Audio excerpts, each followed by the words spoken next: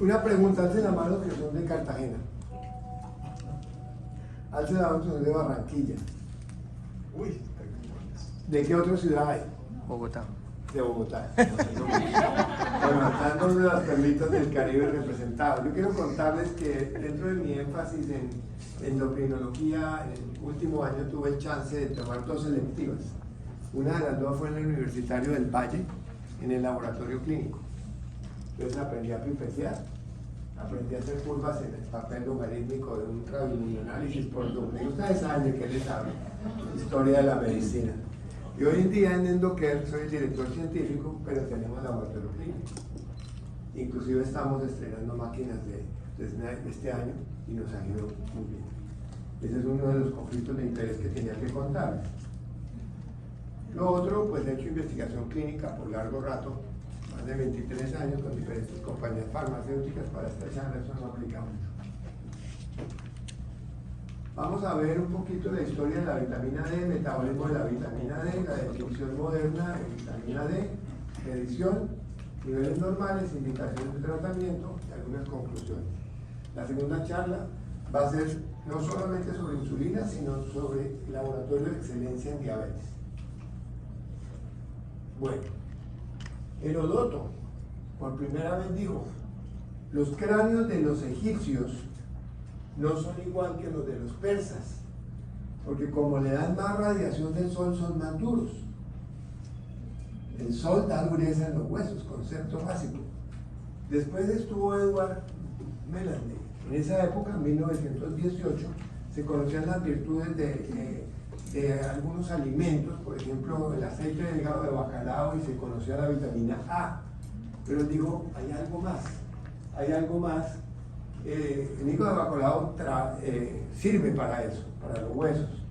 Fue después Elmer Bernard McCollum, en el 22, que dice, no es solo la vitamina A, hay otro factor que está ahí en el hígado de bacalao que hace que los huesos mejoren. Ya Otto Reinhold Witthaus, en 1931, consiguió obtener cristalizada la vitamina D, irradiando el ergosterol. Y es la primera vez que se aisló de forma pura. ¿Qué es la vitamina D? Bueno, la vitamina D ayuda al cuerpo a absorber el calcio, que es uno de los principales elementos. Sin calcio no hay vida, porque el calcio no solo está en los huesos, sino sirve en todos los procesos en donde haya movimiento, tanto extracelular, músculos, como intracelular, citoesqueleto, etc. La deficiencia de vitamina D puede llevar muchas enfermedades, las más conocidas, osteoporosis y raquitismo, pero hay muchas otras. Y juega un papel importante, vamos a ver, en diferentes sistemas, en el sistema nervioso, en el muscular, en el inmunitario.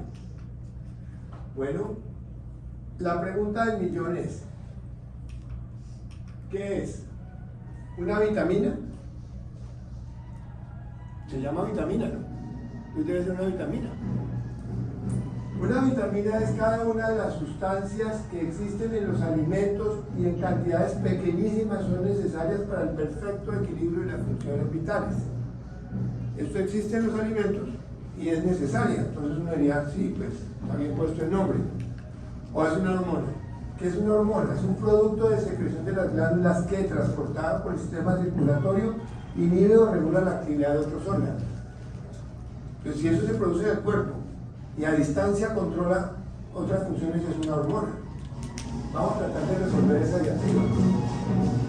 Bueno, recordemos que efectivamente los rayos UV, ahorita me tomé una dosis de vitamina D mientras estaba en la charla, y entonces hace que se empiece la cascada, pero también si arranca por la luz del sol y se produce en el cuerpo, finalmente va a ser una hormona, ¿cierto? Pero si se toman los alimentos, pues sería entonces una vitamina. Y tiene dos hidroxilaciones importantes y tiene diferentes funciones. En el intestino incrementa la reabsorción de calcio. Uno de los problemas de nuestro tiempo hoy, vamos a ver la frecuencia en que las mujeres posmenopáusicas tienen deficiencia de vitamina D. Incluso la gente de acá, es decir, mi paciente récord vive acá en esta ciudad.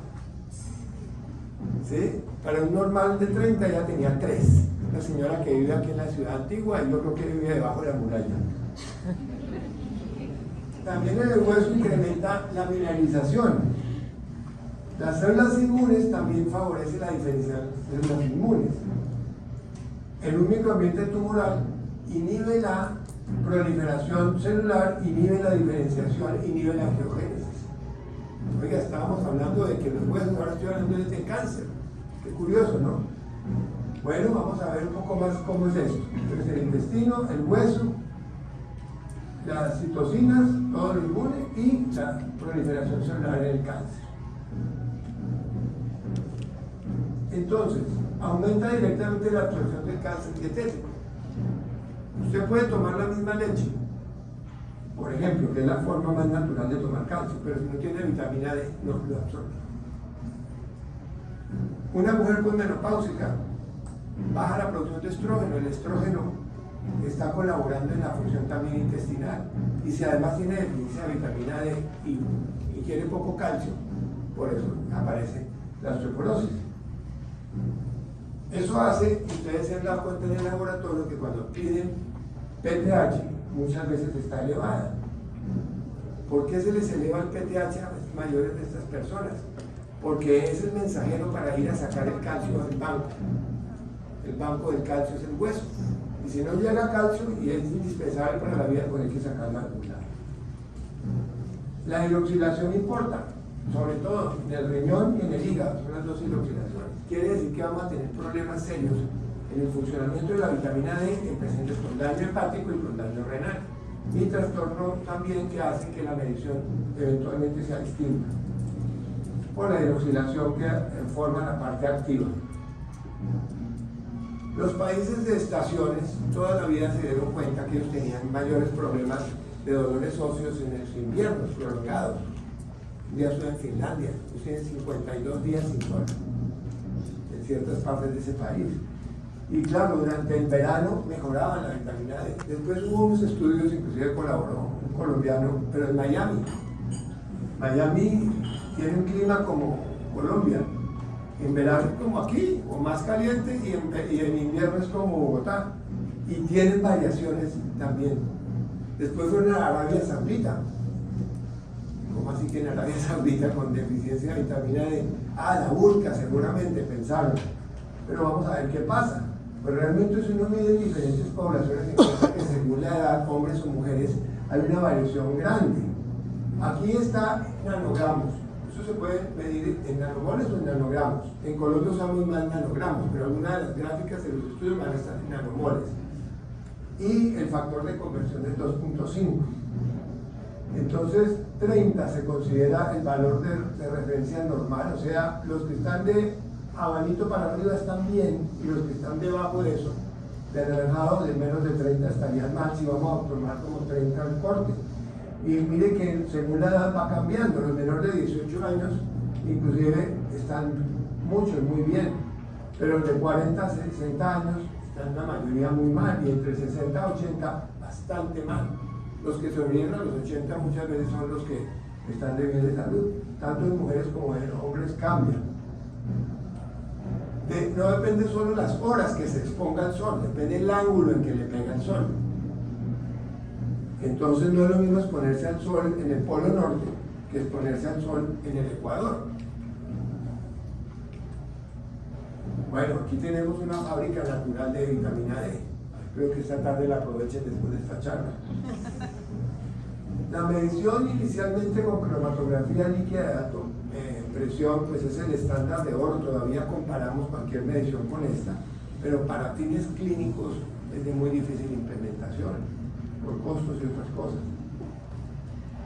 Hay sesgos en la medición, inclusive entre laboratorios que hacen cromatografía líquida de alta presión.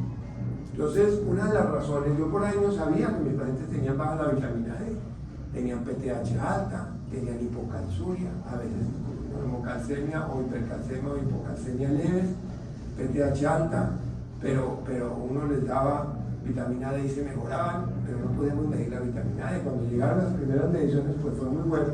Sin embargo, esto ha sido difícil estandarizarlo adecuadamente.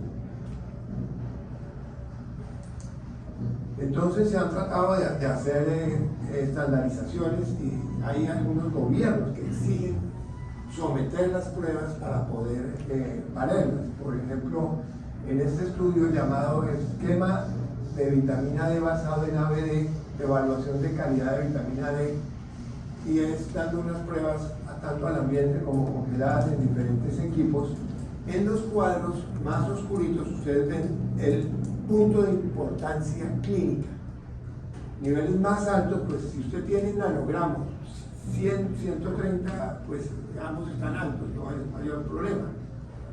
El problema está si usted define si está con 30, si está menos de 30, más de 30, sabe que ya tiene insuficiencia, pero tiene menos de 20 nanogramos, ya tiene deficiencia, y ya sabe que debajo de 10 tiene osteomalacia.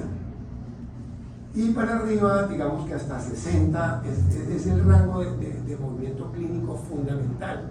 Y vemos en diferentes tecnologías, hecho en el mismo estudio, cómo cumplen estas tecnologías los estándares para poder que clínicamente sean útiles estas técnicas, habiendo diferencia entre algunas técnicas. En este otro, de centro de apoyo, 10 inmunoensayos mostraron cambios en la respuesta debido a concentraciones altas. O sea, el problema, digamos, de dispersión con coeficientes de variaciones elevadas está en las muy altas. Entonces, es posible que un laboratorio le marque 120 y el otro le marque 160, o el otro le marque 90. Están altas todas, una gran diferencia en la prueba. Clínicamente, eso no tiene mayor importancia. Obviamente, si usted tiene un paciente con intoxicación y quiere hacerle seguimiento, pues obviamente le va a recomendar que sea la misma técnica. Ensayos de Biomeré, Diazorin, Diazors tienen las mayores desviaciones en este ensayo que hay en la literatura. Beckman-Coulter vieron mínimamente efectivo por la presencia de alto contenido. Muestras de alta concentración proporcionan pruebas de rendimiento crítica en los ensayos. Entonces, si ustedes van a juzgar uno, tienen que hacerlo en los altos, pero recuerden que hasta 60 es el punto importante, de 60 a 10, digamos. Entonces, es donde tiene que la prueba servirle. Y esto es algo de lo que ha informado la CDC. La CDC no acepta que en Estados Unidos hagan cualquier prueba de vitamina D.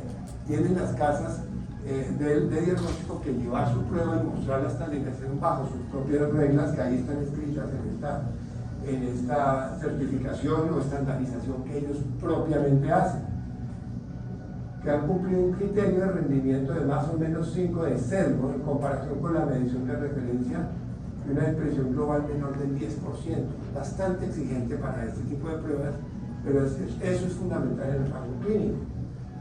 Entre todos los que están aceptados están estos equipos que nos invitan hoy aquí a que pasemos un rato juntos de la tarde.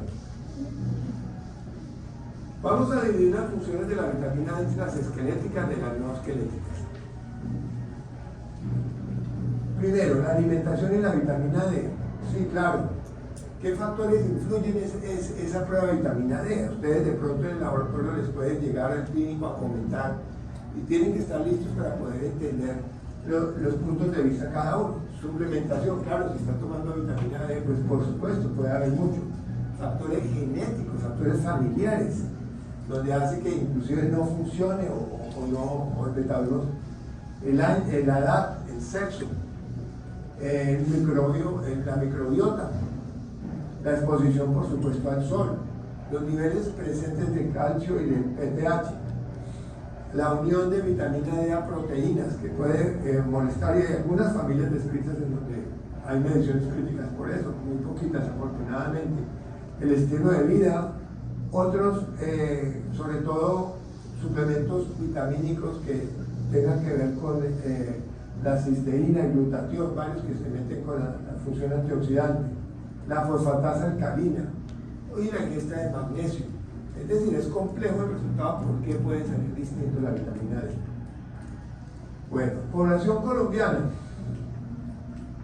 ¿A quién se le debe medir? Si se sospecha raquitismo, si se sospecha osteomalacia. Clínicamente, yo que les enseño a mis estudiantes, toquen en la cara interna de la tibia. Usted la tibia no tiene, la cara interna no tiene sino piel, un poquito de tejido cerebro y hueso. Y ahí no tiene que doler. Tóquense, si a alguno le duele, vayan a sentir la vitamina D. Enfermedad renal crónica, falla hepática, síndromes de mala absorción, fibrosis quística, enfermedad inflamatoria intestinal, principalmente la enfermedad de Crohn. La cirugía posbariátrica, y quizás es uno de los pacientes que más van a tener problemas críticos nutricionales, en donde los laboratorios tienen que proporcionar ayuda porque no es fácil el seguimiento de estos pacientes. Recuerden que son tratados por cirujanos cuyo interés es operar. No le interesa ver a ese paciente para toda la vida, pero crean una enfermedad crónica. La enteritis por radiación, también el hiperparatiroidismo. El uso crónico de varios medicamentos, como son anticonvulsivantes, 5 de ellos, glucocorticoides, HIV, los antirretrovirales, los antimicóticos, anticoagulantes, las estatinas y la colestiramina. Entonces fíjense todas las razones que hay para medirlas. En este consenso colombiano reunieron bastante bien la información este grupo de colegas y dijeron en la posmenopausia, es una buena indicación. En preconcepción también, prenatal también, en la lactancia, sí que es cierto. Los recién nacidos hijos de madres que tuvieron deficiencia de vitamina D, en la población infantil en riesgo de déficit individual. Cuando vamos a mirar las estadísticas, no traje de niños, pero la conclusión es que es prácticamente a todos. Ancianos con historia de caídas, porque tienen mucho más riesgo de tener fracturas y morirse por las fracturas, y uno de los parámetros críticos es la vitamina D. Historia de frecuencia de fracturas de fragilidad, los obesos, cualquier trastorno de la conducta alimentaria, bulimia, anorexia, diabetes tipo 2, enfermedades granulomatosas, antecedente o presencia de tuberculosis o otras enfermedades granulomatosas, fibromialgia, muy prevalente. ¿Y cuándo medir no 25 hidroxi vitamina D, sino 1,25 hidroxi vitamina D? Que es un analito distinto, que hay que montar una prueba distinta y que a veces la gente no sabe cuál pedir. Pues fácil, si usted quiere pegarle al 98% de la gente, monte 25. Si usted tiene un hospital en donde tiene gente con estos pacientes que voy a decir, pues va a tener la necesidad de las dos. En insuficiencia renal crónica, se va a hacer un estudio en una unidad de diálisis, ahí sí podría ser bueno. En hiperparatiroidismo resistente, o sea, si tiene una unidad de endocrinología avanzada, donde ven pacientes avanzados de hueso en un hospital universitario, quizás van a necesitar de vez en cuando medir esto, así que tal vez remitirlo va a ser lo más sensato. En la osteomalacia oncogénica, en el raquitismo y hipercalcemias hematológicas granulomatosas que no sean de tipo endocrino, o sea, enfermedades bastante poco frecuentes. La más prevalente de ellas son las unidades de renales crónicos, que quizás para ellos hay que tenerles esa alternativa cuando los nefrólogos lo piden. Bueno, y estos son los valores de referencia que usamos, y estamos hablando en nanogramos. En nanogramos. Entonces, mire, suficiente dividimos en 30. Insuficiente entre 20 y 30, deficiente entre 10 y 20, y alto riesgo, otros dicen realmente osteomalacia. Esos son los pacientes más delicados. Afortunadamente es una minoría menor de 10. De ahí para arriba es deseable hasta 60. Esos son los valores de referencia que más usamos. Los niveles de medición, ¿por qué 30? Aquí miramos una relación de la vitamina D con la paratormona. Y realmente por debajo de 10 se dispara.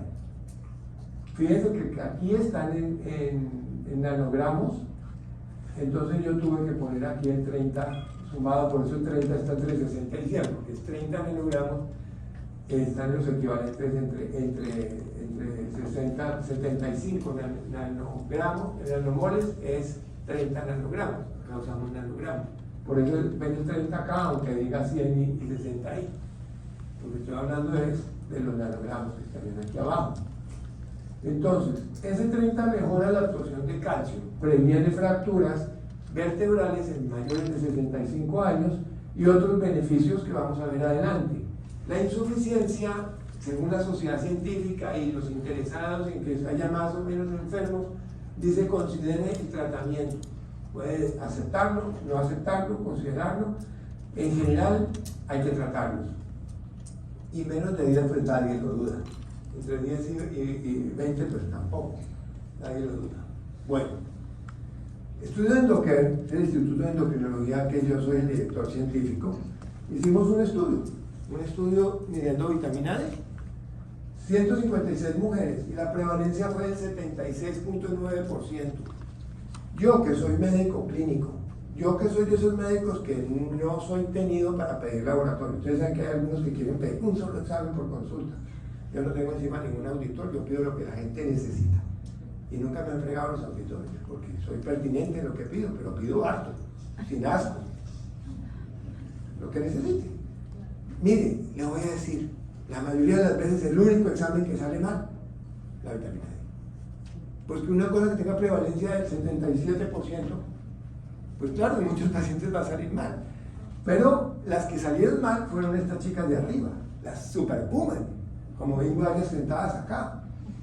¿Sí? Esa chica que es profesional, que trabaja todo el día en su oficina, sale de ahí a su carro, a la casa, a estar haciendo oficio para completar lo que no pudo hacer en las horas de oficina, se trasnocha, luego madruga, otra vez para la oficina y para arriba, y trabaja el sábado todo el día, y el domingo llega y se tira, mira un ratico y no mira el sol. Mientras la mamá de ellas, que va a recoger los chinos al colegio, que va a jugar con ellos al parque, ellas también. Eso fue la conclusión que sacamos. La mediana fue de 22. Y la PTH promedio fue 48, que siendo normal la PTH intacta es una normal alta para ese grupo, indica que son gente, ahí hay gente con hiperpara, muchas de ellas. Con menor vitamina están más escolarizada. Entre más posgrados tenga usted, más rápido vaya corriendo y es que la vitamina D. Vaya al mercado aquí, o la señora que está repartiendo aquí, pero la papaya, esa señora hay que medirle vitamina D cuánto tiene, porque deben ser fabulosas las vitaminas D, aunque sean afro. Y los afro tienen menores niveles con mayor eficiencia por una cuestión complicadísima que no va a explicar acá. Los afro tienen menores niveles en promedio, pero con más eficiencia. O sea, les funciona mejor, menos cantidad. Y le digo que ustedes tienen una población bastante rica de afro y pues tienen que saber eso. Así que es clave que el médico también pida PTH y él va a poder correlacionar qué tan grave está. Biomarcador de exposición o de riesgo. ¿La vitamina D es causal de problemas o es casualmente se encuentra elevada en las personas? Es otra de las preguntas que tenemos que hacer. Entonces vamos a ver las relaciones con la masa ósea. Este es el cuello femoral y la cadera total. ¿Por qué esa parte del hueso? ¿Por qué no la columna? ¿Por qué no el antebrazo? Que también lo medimos, el cuerpetelo, etc. Porque el riesgo de morir o no morir, quedar inválido o no, básicamente está en la columna. Entonces, cuando ustedes ven que aquí por debajo de 10 en nanogramos se cae, esos de altísimo riesgo van a tener osteoporosis gravísimas. No quiere decir que esta aparente meseta entre 10 y 30 sea tan así. Realmente la dispersión es grande, como la pueden ver, porque no es el único factor que influye. De los niveles de PTH intacta también, entre más bajo, pues más alta va a ser. Niveles muy altos pueden llegar a ser altos por otras razones. La fosfatasa alcalina también. Entonces, claro que tiene que ver con el metabolismo. En este estudio se miraron grupos de suficiencia, insuficiencia o deficiencia de vitamina D, hombres, mujeres. Y lo que podemos mirar acá es el grupo de osteoporosis, que es el grupo 3, muy poquitos con suficiencia, muchos con insuficiencia y muchísimos con deficiencia.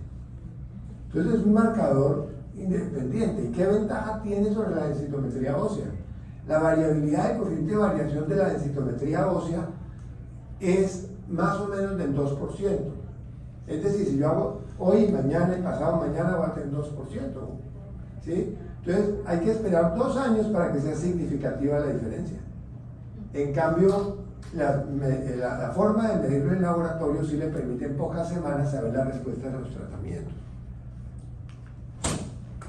Los niveles con riesgo de fracturas relativos los miramos cómo cambian, con un riesgo relativo de 6.6 comparado con los mayores de 30 para los menores de 10 y un riesgo de 1.67, o sea, un 67% mayor cuando simplemente tienen insuficiencia entre 20 y 30 nanogramos.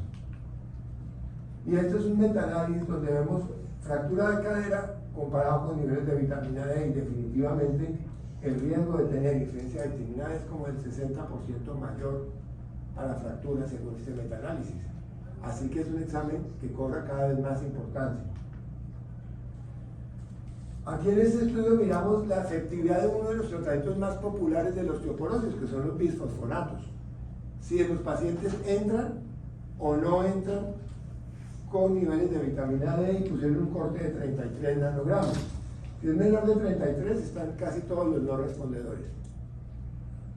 Es decir, los tratamientos, no solo para diagnósticos, sino para que los tratamientos sean efectivos, los niveles tienen que ser óptimos. Y de hecho, yo participé en varios estudios de osteoporosis y en todos suplementábamos vitamina D. Ni siquiera sin preguntar, sin medir, a todos les dábamos vitamina D. Así que en el mundo real, pues eso no sucede. Este es un estudio clásico de Gallagher del 90, donde mostraba cómo dar una forma de vitamina D, calcitriol, realmente mejoraba sobre la línea de base la densitometría ósea. Y este es otro, un poquitico menos viejo, de la respuesta de calcitriol, pero de una medición de un marcador de recambio. Y este de Tyler, también antiguo, pero es clave porque habla de fracturas, la diferencia en años de tratamiento de fractura, cómo el calcitriol ayuda en el tratamiento. Así que van a tener ustedes un analito que permite diagnóstico y permite seguimiento de tratamientos. Prevención de caídas. Bueno, las caídas que tienen que ver con laboratorio clínico. Increíble. La suplementación de vitamina D previene caídas.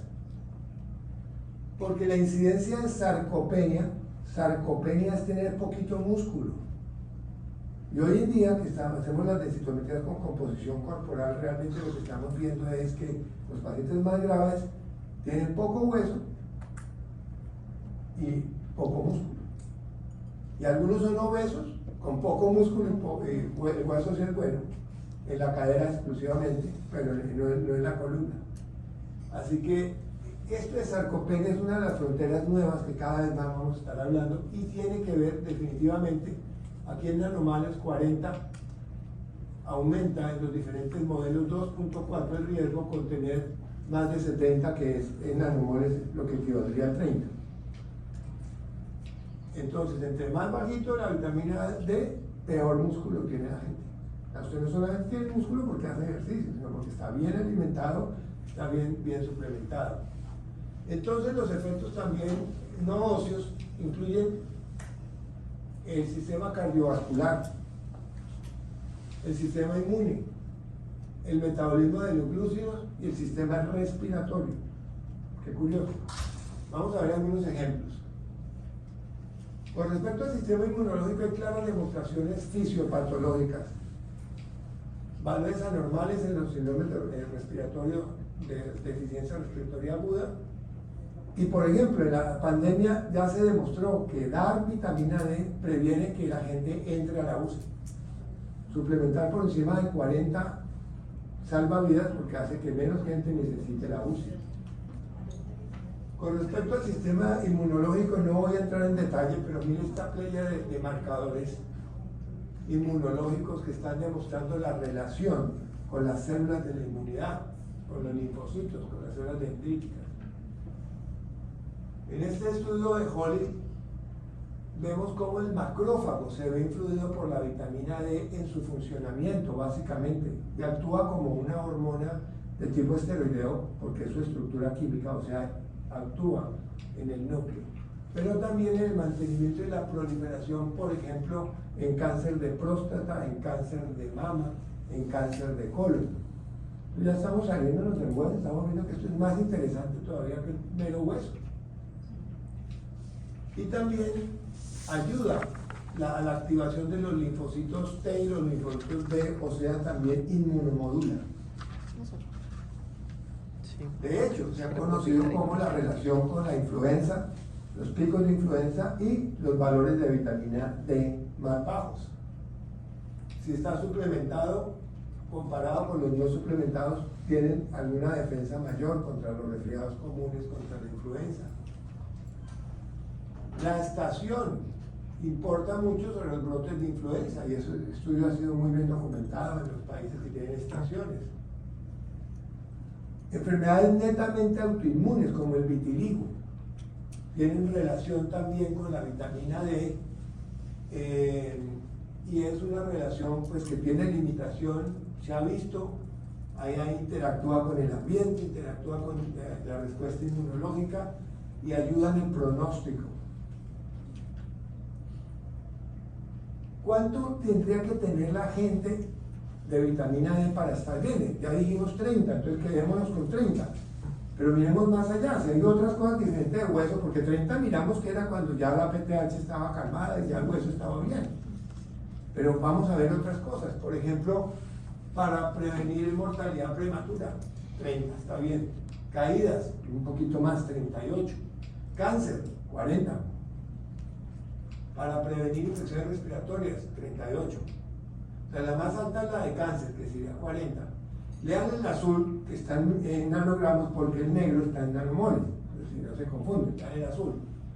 Enfermedad dental, 33. Fíjense que 30 es bueno para muchas cosas, pero si usted ya quiere entrar en infecciones respiratorias, diabetes y cáncer, ya tiene que darle un poco más, sin pasarse de 60. La obesidad, el receptor se expresa en adipocitos, la vitamina D es liposoluble, o sea, se va a guardar ahí. El aumento de índice de masa corporal está en relación con los niveles de vitamina D. Los modelos en roedores, la vitamina D modula la secreción de insulina. Entonces nos estamos metiendo con el otro gran foco de problemas de algunas de las cosas que vamos a tocar en la otra charla, que es la resistencia a la insulina, que tenemos también epidemia. La hemoglobina glucosilada en relación con la vitamina D en este metaanálisis, estudio del 2018, muestra que realmente hay una relación entre la vitamina D y la hemoglobina glicosilada A1C. ¿Cómo? ¿Por qué? ¿Cómo se mete con la resistencia a la insulina? No lo podemos explicar aquí en detalle, pero tiene que ver con la ingesta de nutrientes, tiene que ver con la absorción, tiene que ver también con la polución del aire, la edad genética, si puede o la gente sintetizar bien o no, el tipo de pigmentación. Es bastante complejo en qué momento termina la vitamina D metiéndose con la diabetes. Pero miramos algunos exámenes. Esto es una relación de resistencia a la insulina medida por el método OMA con niveles de vitamina D. En diferentes modelos miramos cómo definitivamente no es igual la resistencia a la insulina cuando hay insuficiencia de vitamina D. Y es una de las formas más fáciles de explicar esta relación. Puede estar relacionado con la homeostasis. Si es insuficiente, si no alcanzó el más de 30, pues no va a mejorar el metabolismo. Parece que más de 45 nanogramos podría ayudar a vencer la resistencia a la insulina, y eso es algo bastante novedoso, pensar en prevenir diabetes suplementando vitamina D. Bueno, miramos la relación de la prediabetes, en este caso con los niveles que están en nanogramos. Aquí estaría el valor donde está el 70%, en el estudio Endoker dio 77 prácticamente. Y mire los de prediabetes dónde están. Entonces, curiosamente, los que están bien de vitamina D no son el grupo mayoritario con prediabetes. Este gráfico es simplificado y muestra varias cosas, como la vitamina D tiene que ver con el síndrome metabólico, con la dislipidemia heterogénica, con la obesidad central, con la resistencia a la insulina, con la hipertensión arterial, con el hígado graso. O sea, casi que con todas esas otras epidemias que hay. Entonces la pregunta, ¿es casualidad o hay causalidad entre una y otra? Bueno, por un lado miramos, por ejemplo, la diabetes gestacional.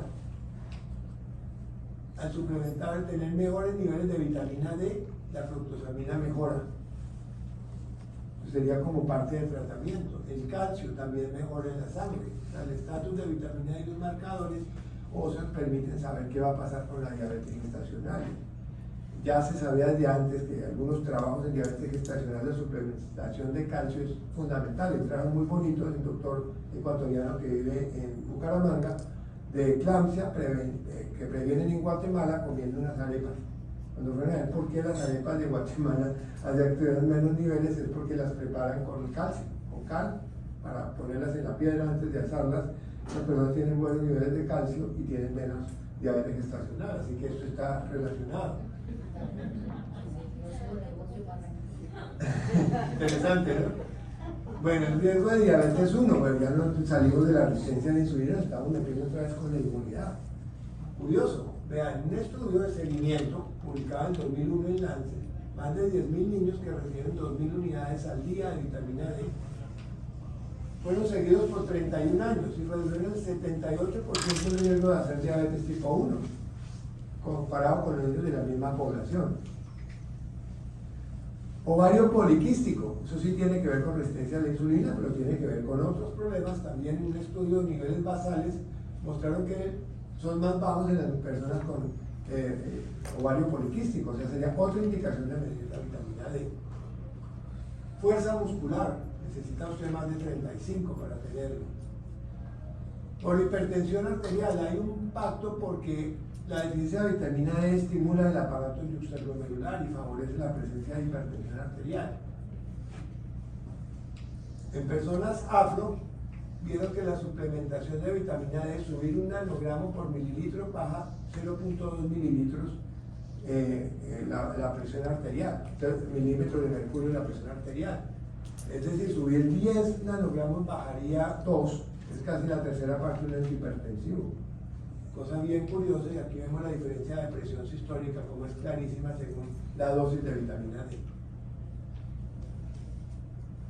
Hay estudios de corte, pero se necesitan estudios clínicos controlados a largo plazo para poder dar una definitiva sí a esta opción.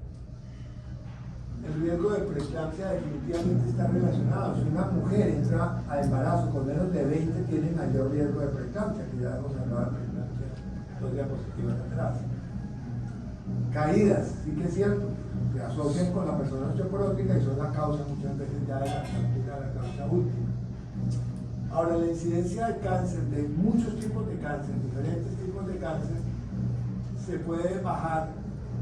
La mortalidad de cáncer puede bajar un 13% si se da suplencia adecuada en la población. Entonces, cualquier paciente con cáncer debería medirse su vitamina D y preocuparse por mantenerla óptima.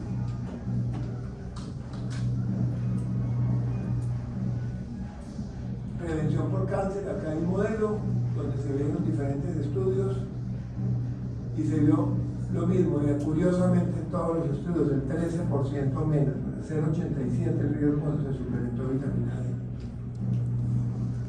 La reducción del 13% entonces. Pacientes caucásicos con cáncer, miramos cómo la prevalencia por menor de 20 nanogramos aumenta bastante y cómo parece no tener un límite en 30, ni siquiera en 80, aunque la muestra es muy pequeña.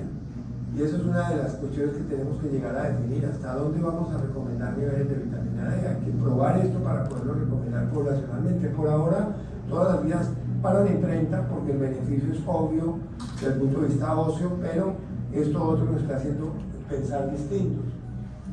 Entre otras porque los estudios son contradictorios en cáncer. Los estudios han sido con bajas dosis y parece que para cáncer necesitamos mayores dosis. Entonces, hay estudios en curso. Por ejemplo, el estudio Vital, que publicó en New England, no mostró diferencia. Había gente que no le había gustado el diseño, pues no lo mostró. Algo interesante, la mortalidad cardiovascular se asocia con depresión. Y la deficiencia de vitamina D no solo se asocia con enfermedades cardiovasculares, sino también con depresión. Y en este estudio se ve la diferencia entre los niveles óptimos comparado con los bajos niveles de vitamina D en días de depresión y los eventos cardiovasculares. Entonces, estar bien de vitamina D hace que usted esté más tiempo, no solo libre de depresión, sino de eventos cardiovasculares. Como les comentaba, ya se vio que subir de 40 nanogramos hace que la gente entre menos a UCI. Ya hay quien ha propuesto, ya hay ya metaanálisis en curso y hablando del uso de la vitamina D en el COVID. Sobre todo para entrar a cuidado intensivo se vio diferencias, no tanto así en la mortalidad final. Este es un metaanálisis tipo Delphi, en donde mostró finalmente que la insuficiencia en la concentración de vitamina D llevó a la hospitalización el 80% más. ¿Y qué hicimos en la pandemia? Encerrarnos. Espero que hayan salido al solar de la casa al menos. Y la mortalidad pues asociada con esa deficiencia es notoria, y como parece que por encima de 40 realmente es donde se protege. Pero hablemos de temas más agradables. A ver, si una de las doctoras que está aquí me dice quién es el personaje, la vamos a felicitar. Luis Díaz. Ah, esa sí lo saben, ¿no? Eso sí lo saben. Sí, es que Luis Díaz es para hablar precisamente del rendimiento deportivo de la vitamina D. Resulta que hay beneficios de salud relacionados con la vitamina D, y una es el rendimiento deportivo. De hecho, los valores de referencia para atletas de rendimiento, de alto rendimiento olímpico, no es 30, los tienen 60, 70, porque ven que dan mayor rendimiento. En una de las deportes donde más, aquí está niveles de vitamina D, y el riesgo en este caso, dosis de respuesta, en este caso es de depresión. Aquí miramos cómo en el Athletic Performance 50, esta persona que necesita músculo, como uno de nuestros campeones de pesas,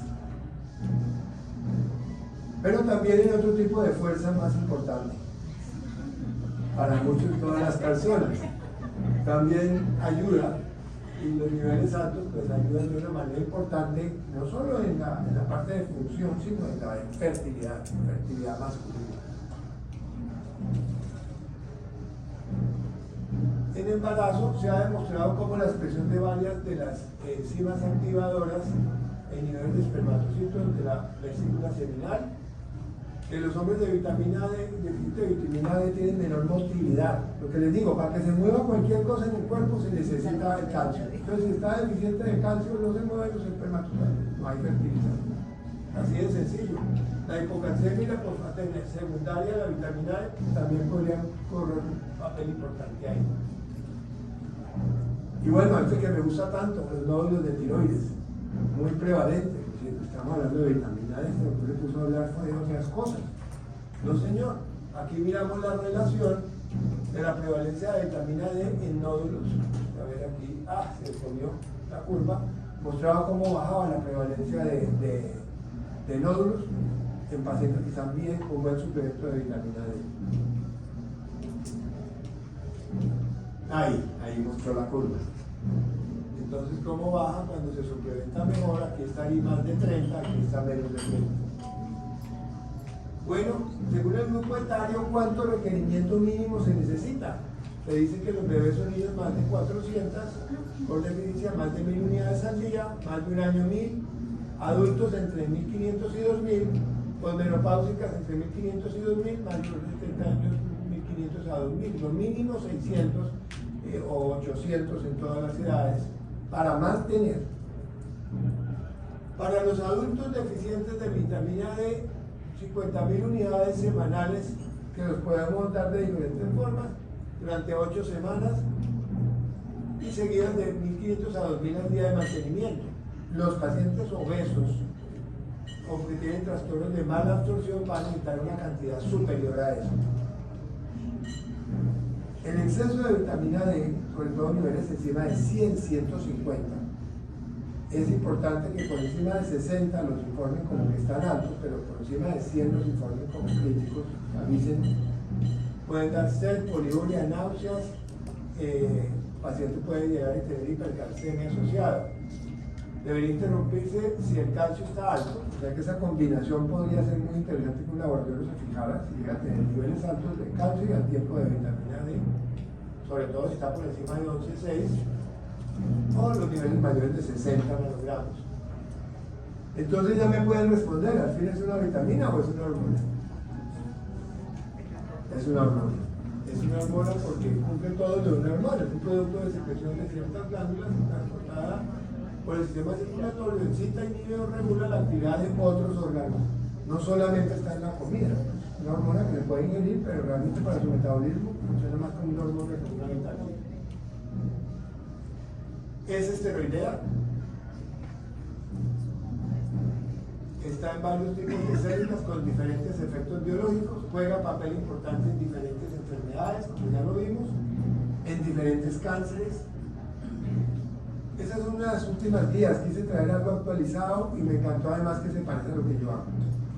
Y entonces es que se mide en quién, todos los sujetos con osteoporosis, con enfermedad renal, hepática, mala absorción, hiperparatibilismo, medicamentos que influencien como los anticonvulsivantes, los corticoides, pacientes institucionalizados, personas que están en un ancianato, por ejemplo, son muy importantes, los que están confinados, adultos con historia de fracturas, trastornos reumatosos, enfermedades autoinmunes, en los obesos, en los trastornos de pigmentación de la piel, en diferentes cánceres, en pacientes cardiovasculares, en todo se debe medir. O si tienen simplemente dolores musculoesqueléticos de algún origen, antes de la osteoporosis sería mejor y se va a considerar suficiente si está entre 30 y 50 nanogramos, insuficiente si está entre 20 y 30 y deficiente menor de 20. Entonces, si está suficiente, se recomienda, sobre todo en los tiempos que esté más guardado, por ejemplo en el invierno, en los países con estaciones, dar suplementación hasta de 2.000 unidades. En los ancianos, en los pacientes hospitalizados, en las mujeres que se van a embarazar, en la osteoporosis, dar 2.000 unidades y se dan muchas más dosis cuando hay una síndrome de mala absorción severo, como una posbariátrica en individuos obesos o de riesgo de pigmentación cutánea. Ya ahorita te la resuelvo porque ya vamos a acabar esta charla. Y en cambio, si está insuficiente o deficiente, hay que dar una suplencia más alta. Yo personalmente doy un esquema de 8.000 unidades diarias. Si está en insuficiencia leve por un mes y si está en deficiencia o insuficiencia importante, menor de 25, lo doy por 3 meses. Y después continúo con 2.000, más o menos, más en esos grupos de riesgo que ya discutimos. Luego que la vitamina está bien, se debe dar siempre individualizada, obviamente, y se debe volver a medir. Eso es una pregunta importante que casi ningún médico sabe, para que ustedes les enseñen un poquito, que se vuelva a controlar entre las 6, al menos a las 12 semanas. Ya sería un buen momento de comparar con el resultado inicial y ojalá con la misma técnica, o sea, en su laboratorio. Un poquito más si el paciente tiene mala absorción. Bueno, este es el equipo de Endoker, que gracias a ellos yo puedo venir a darme el privilegio de venir aquí y estar con ustedes hoy. Y ellos están allá atendiendo a los pacientes. Bueno, ahora sí tu pregunta. Pero tenemos un micrófono que vamos a pasarlo para las preguntas.